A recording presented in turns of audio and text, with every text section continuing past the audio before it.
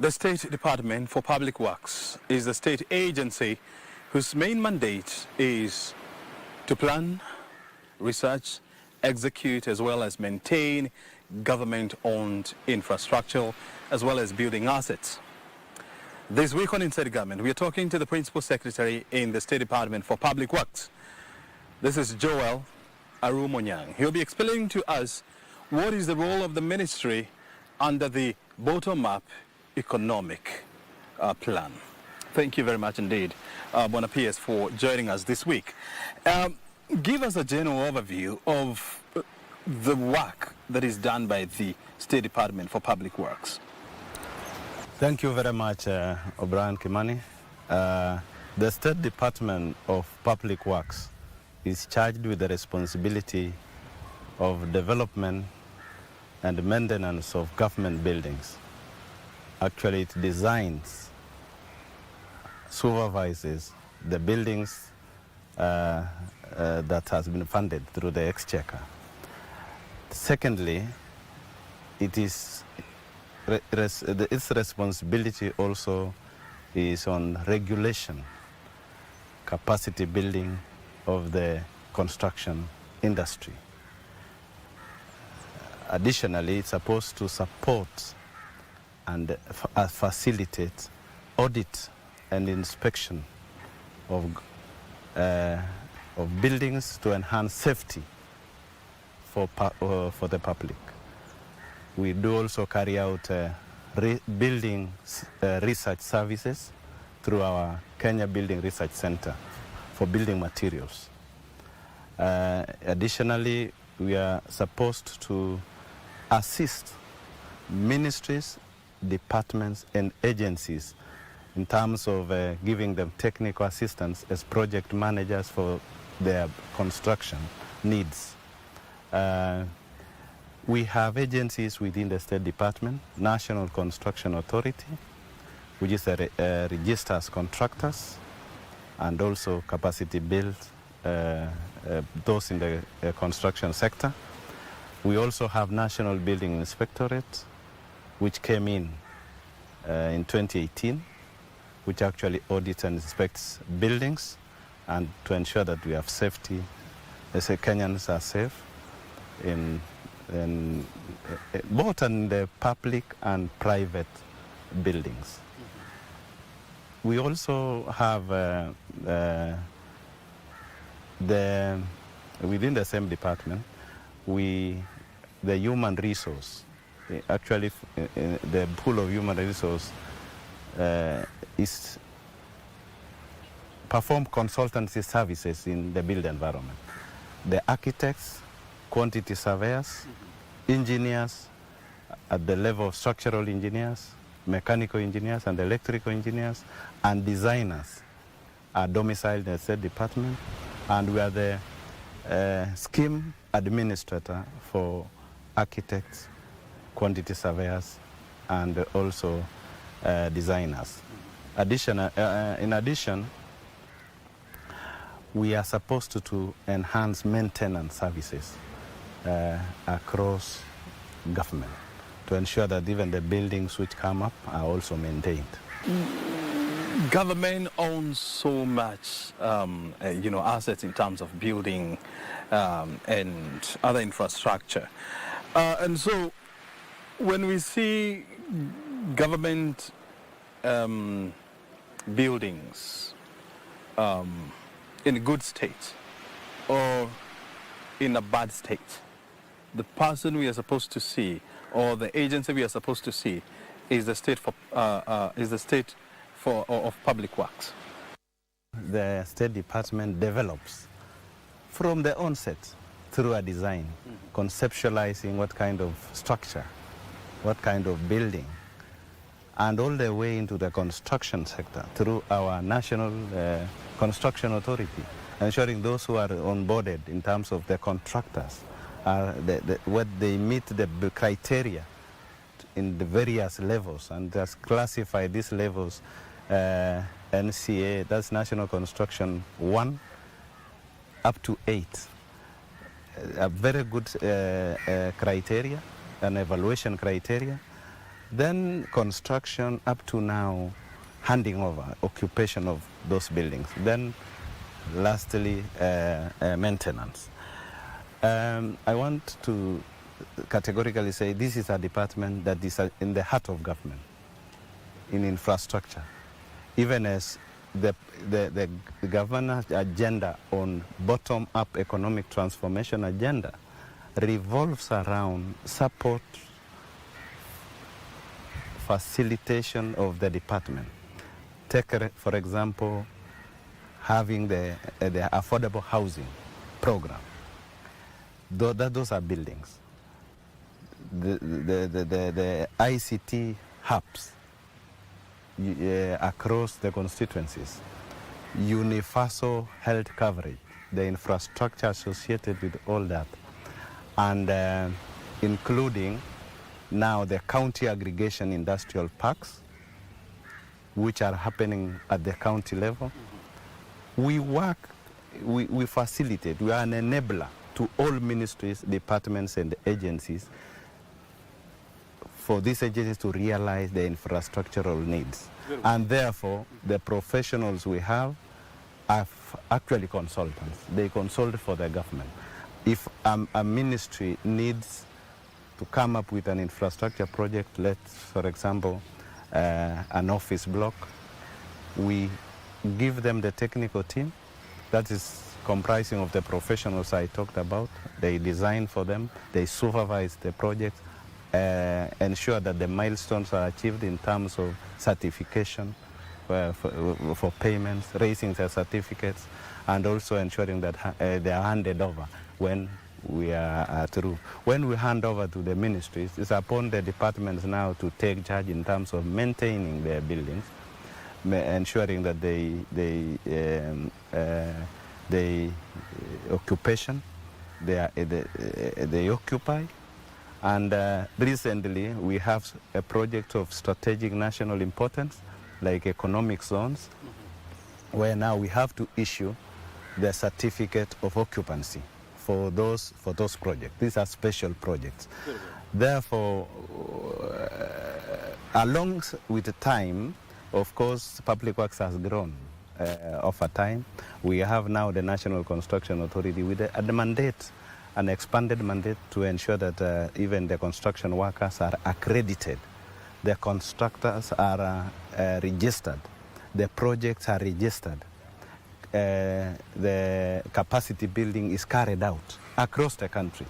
And with the devolution, you will see that the centers of development now have gone down to the people, up to the sub-county level, up to the constituency level, where we have now projects coming up, like now the 200 units of affordable housing units in every constituency. At the county level, county aggregation industrial parks, and so many other MDA-initiated projects. Therefore, we have seen gaps also in terms of maintenance and building materials. And through National Construction Authority, we are a robust legislative agenda that we want to correct maybe the weaknesses that have been seen in the built environment. First on this is on the National Building Code, which is being reviewed.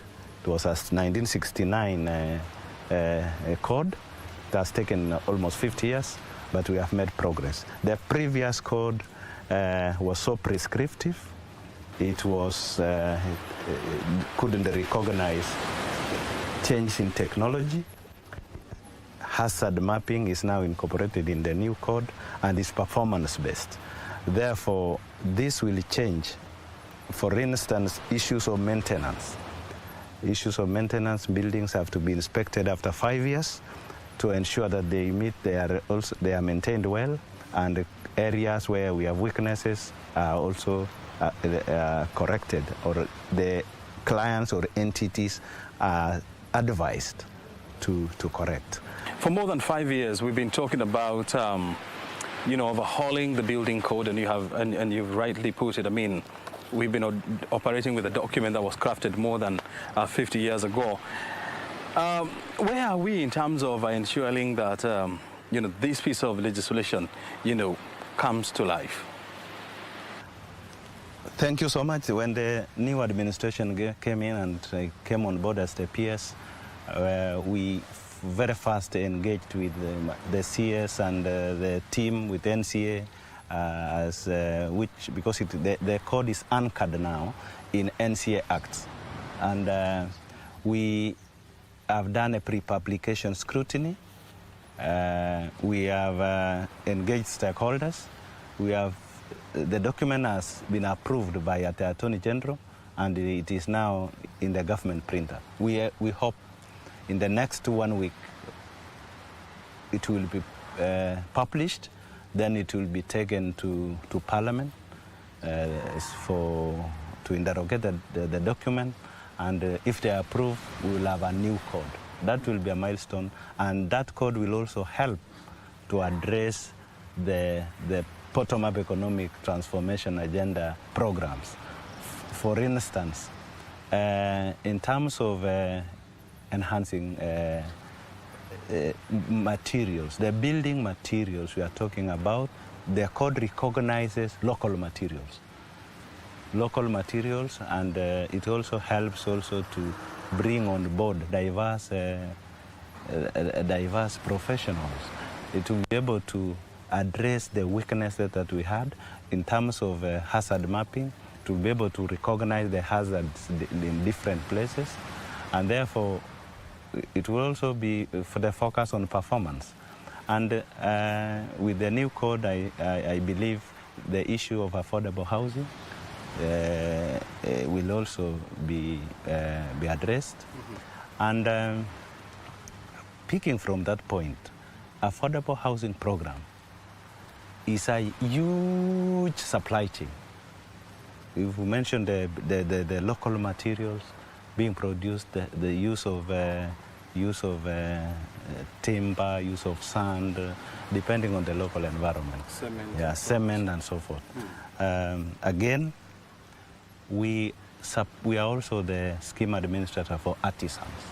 The artisans that are now working in our site. So remember, our president has been focusing on supporting creation of employment. As resources are voted in education, we need to translate it now into jobs. And through the State Department of Public Works, we've reviewed our staff establishment to recognize that even these professionals have to also address the problem at hand. As the economy grows, we need actually corresponding number of professionals to address the emerging issues. For example, the rollout of county aggregation industrial parks in the counties and affordable housing constituencies means we have to have professionals that can be able to supervise those projects. And we have partnered with the State Department of Housing, and we assisted them with a team of 60 professionals, which are clustered now in the various different clusters across the country to ensure that the affordable housing program succeeds.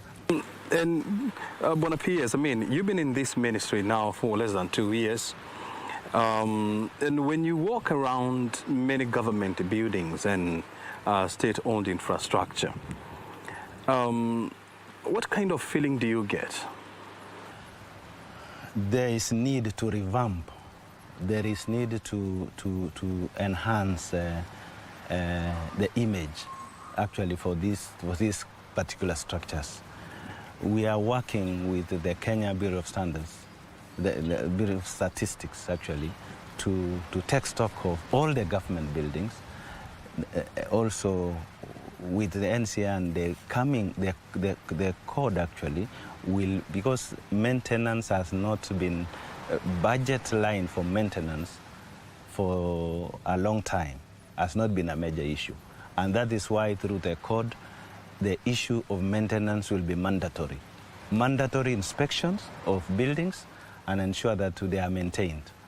Of course, we are grappling with the fiscal space, Sometimes entities may not be able to, but as a State Department, we want to get the facts right and enable and then advise correctly on the state agencies to put a vote for maintenance, because county governments also have a role to play, and we are partnering with county government in matters infrastructure, matters housing, matters of public works. The county people who are also, most of them who are technical officers from our State Department, are aware of the steps, and through the multi-sectoral committee, which I chair on behalf of the MICS, is to bring on board all the agencies within the built environment. I want to recognize the role that the head of public service has played. On 28th of October 2023, he, in his wisdom, brought all the regulators and all the agencies in the built environment, including National Construction Authority, Board of Registration of Architects and Quantity Surveyors, Engineering Board of Kenya, EBK, also National Environment Management Authority, Kenya Bureau of Standards, so that we can discuss matters of built environment. And continuously we'll be able to engage so that solutions can be found, and we forge through the whole of government approach. And that way, the regulators will be able to address gaps, the challenges that are ahead there, and it can be fixed quite easily. It is a proactive way of working rather than waiting for things to happen, and we are wrong. We are not held. We are not correct. Now, also on ICT, remember, digital superhighway is one of the president's agenda. We've partnered also with the Ministry of ICT to design the ICT hubs, which should happen in every constituency and every ward. And that way, that will enable the youth also have an office, a place to work, and therefore also do online jobs. And you have mentioned very critical agencies in Kenya. You're talking about Kenya Bureau of Standards. You're talking about Engineers Board of Kenya. You're talking about National Construction Authority, the Board of Architects and Surveyors. And all these institutions, have been mentioned in the past or have been cited in the past when Kenya has been grappling with the issues of substandard buildings. What is the ministry doing to ensure that Kenyans do not have to live in fear, that the buildings that they are living in will cave in and kill them? Thank you. True, it is true that the country has been grappling with challenges of building collapses, questioned by some of the reasons. Could be because of substandard materials, which also points out to the supply chain. And as I mentioned, we had a meeting in October last year to interrogate why should buildings collapse in this country. Yet we have regulatory agencies, we have professionals who are highly trained, we have a country that is leading in the region, and we have exported a lot of these professionals. We have our professionals working outside the country, and therefore we say the building environment is actually, we have so many players in the building environment, and therefore we have brought our minds together, starting with the materials themselves, the certification, the anti-counterfeit authority also, all regulatory, so that each and every entity plays its role. We will be the facilitator to bring on board through the whole of government approach all these entities so that we can be able to address these matters. One very particular issue or engagement we've had even today in this coastal region is the multi-sectoral team the multi-sectoral team which was reconstituted in December 2022. We want to, just like the way Kenya wants to achieve zero-fault audit, that we need to have zero-fault building collapses. And therefore, we want to identify the gaps. One area that we are addressing as a State Department is to come up with public works policy. This country has been operating without a public works policy. This will be able to give a general direction on public works and give guidance on public works. Secondly, we also have the legislative agenda that we have seen a gap is to have building control law that will bring all the players so that in a coordinated manner between national government and the county government. One of the role of national government is to also offer technical assistance to counties. And as we engage, as the country grows, we also, as a State Department, to be on the lead to support counties, to develop professionals in the built environment that can be able to, who can be able to respond to the emerging issues. And therefore, we are working very closely in terms of capacity building, in audit and inspection of buildings. National Building Inspectorate has been going around. It has now gone to 27 counties to audit the buildings that they have, to advise them, and also help them avoid areas where such things can happen. We've received also requests from the counties for technical assistance in terms of personal human resource, and therefore, through working closely with the Public Service Commission, we have agreed that we need to have a team in every county as a team that is complete, that can be able to support our constituents, the money voted to National Government Development Fund, the counties in terms of the engineers, and also all other major projects within the region. We also have 9 regional offices in the country, and so far they are working with the regional, with the subnational governments, the county governments, to ensure that service delivery goes up. One of our roles also is on pedestrian access, and pedestrian access, development of jetties and sea walls. Actually, one of the simplest infrastructure to connect villages is the development of footbridges across the country. Sometimes our people travel so far, even school-going children, they go a long route, and through the structural engineers that we have available, the structural engineers and the entire team can be able to support communities to access, and those are bottom-up projects. You've talked about the ongoing multi-agency stakeholders committee. So what do you seek to achieve with this committee and with the recommendation? And bearing in mind that this is a committee that has been in place since 2015. Yes. One, we want to achieve one policy areas, policy gaps that are there.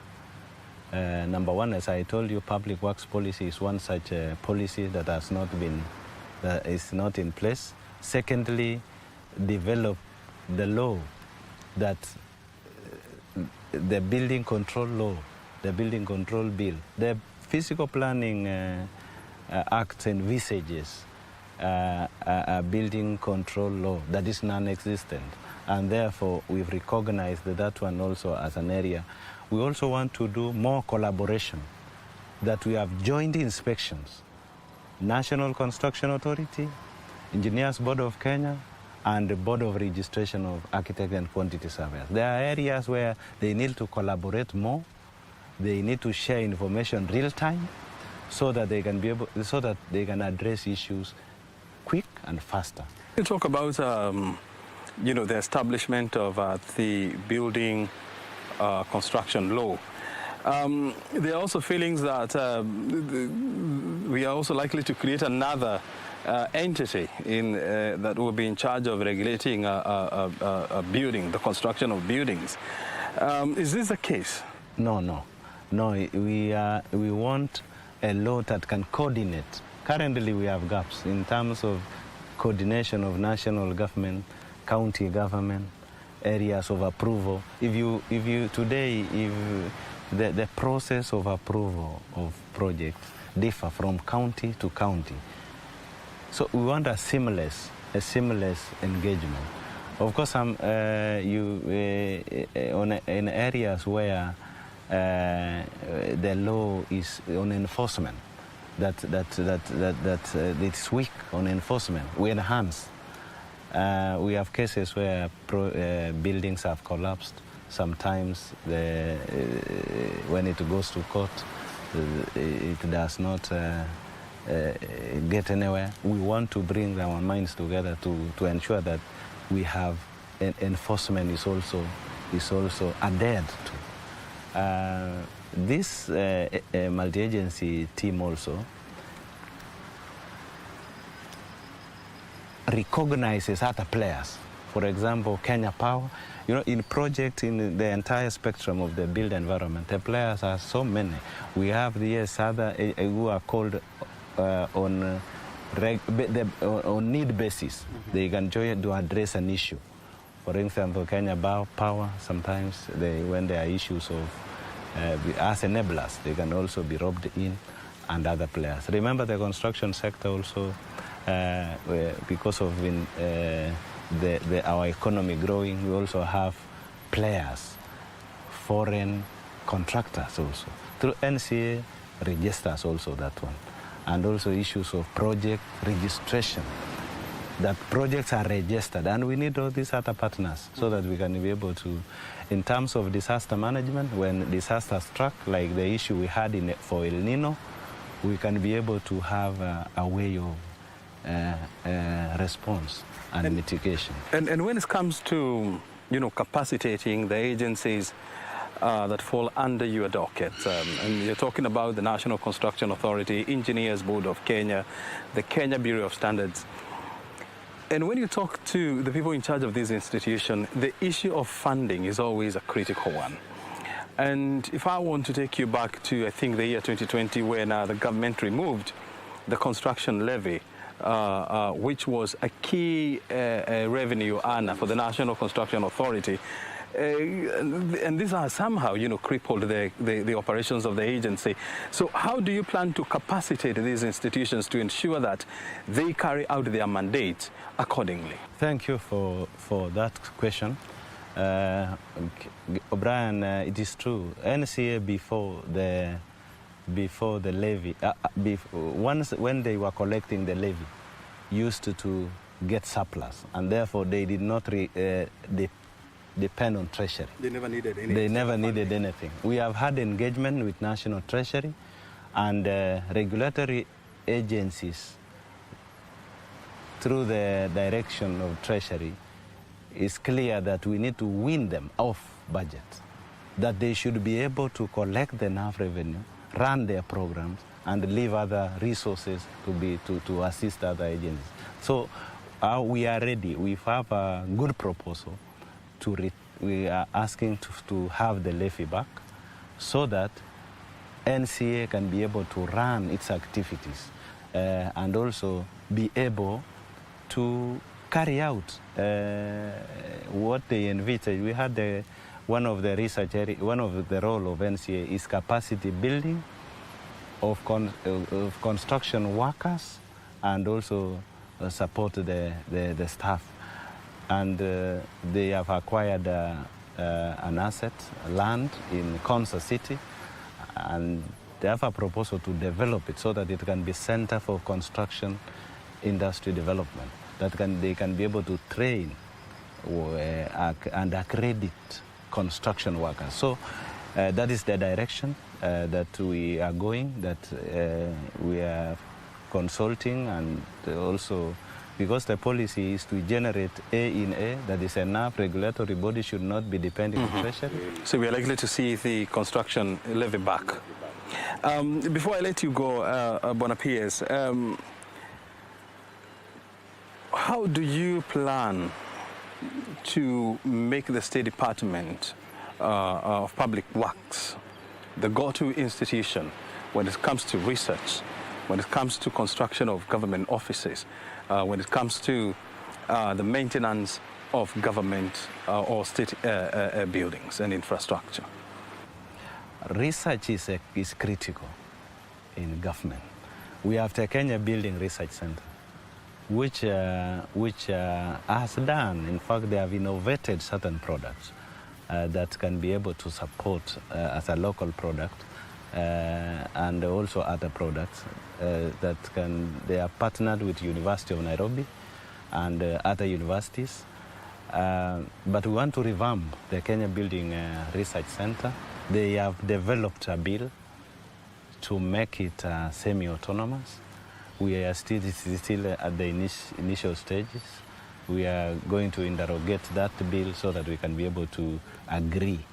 But we must admit this is also a collaborative effort on research. It's a collaborative effort.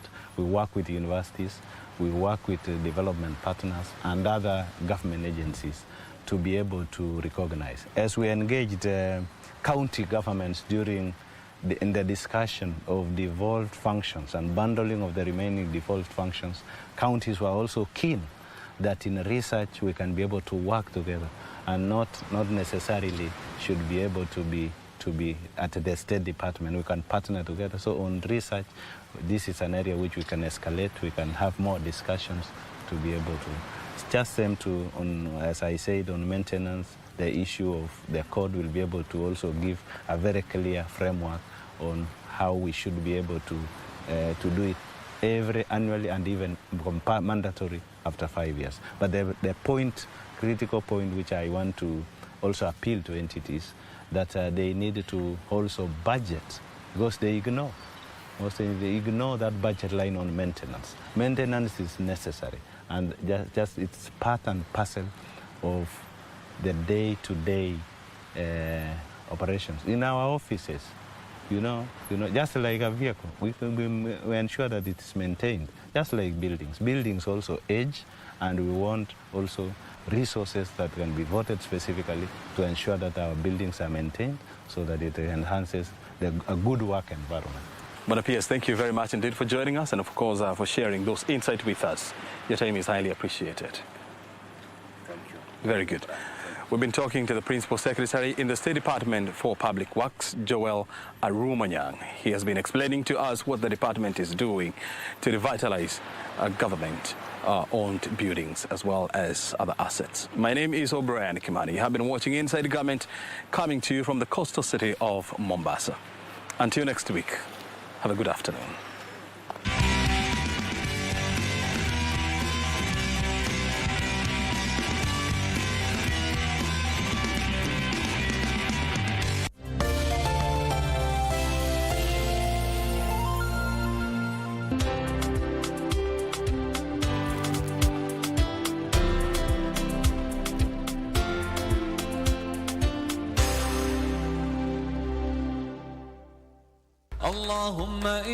KBC Channel 1 imeandaa vipindi spesheli katika mwezi mtukufu wa Ramadhan mwaka huu kwa ajili yako. Allahu Akbar.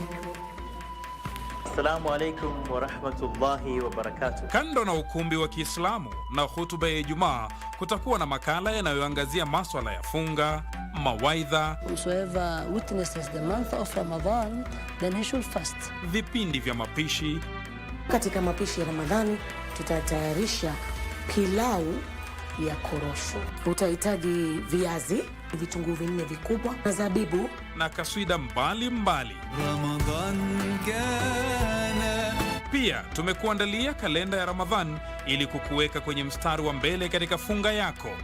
Tazama runinga ya KBC Channel 1 katika mwezi huu mtukufu wa Ramadhan ili kukuza na kuhifadhi imani yako.